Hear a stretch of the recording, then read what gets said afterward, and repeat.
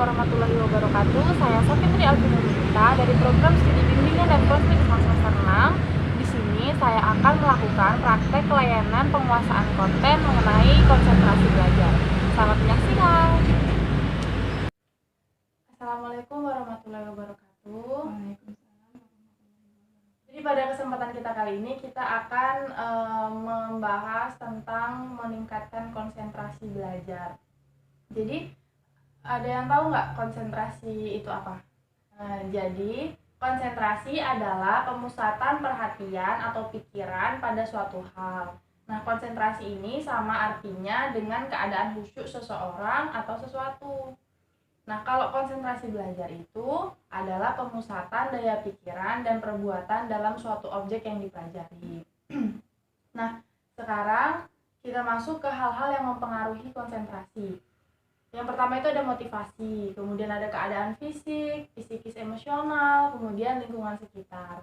Nah, penyebab kurangnya konsentrasi ini yang pertama itu adanya lemahnya minat dan motivasi dalam belajar.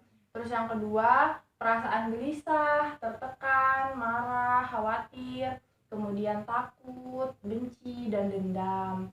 Nah, kemudian yang ketiga, suasana lingkungan belajar tuh berisik, terus berantakan, biasanya itu mengganggu konsentrasi. Kemudian yang terakhir, ada kondisi kesehatan jasmani dan bersifat pasif dalam belajar.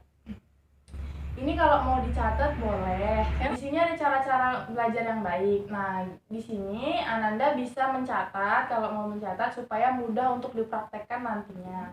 Yang pertama itu lingkungan harus kondusif. Nah, untuk memperoleh belajar secara optimal harus diupayakan tempat dan ruangan belajar yang bersih, rapi, suasana harus nyaman untuk belajar. Nah, yang kedua ada belajar aktif.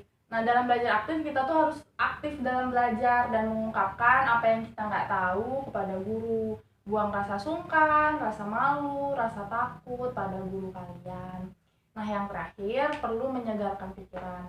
Saat menghadapi kejenuhan atau kebosanan dalam belajar, terutama belajar sendirian di rumah dan mengalami kesulitan saat memahami materi, jalan keluarnya kita harus menyediakan waktu 5-10 menit untuk beristirahat.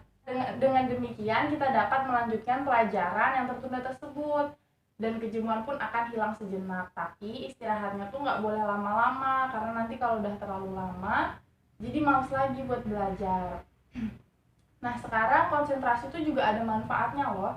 Yang pertama, siswa dapat dengan mudah dan cepat menguasai materi. Kemudian yang kedua, menambah semangat untuk lebih aktif dalam belajar. Dan yang terakhir, memudahkan guru dalam proses melaksanakan pembelajaran. Nah, ada pun cara meningkatkan konsentrasi dalam belajar. Yang pertama itu ada kesiapan belajar.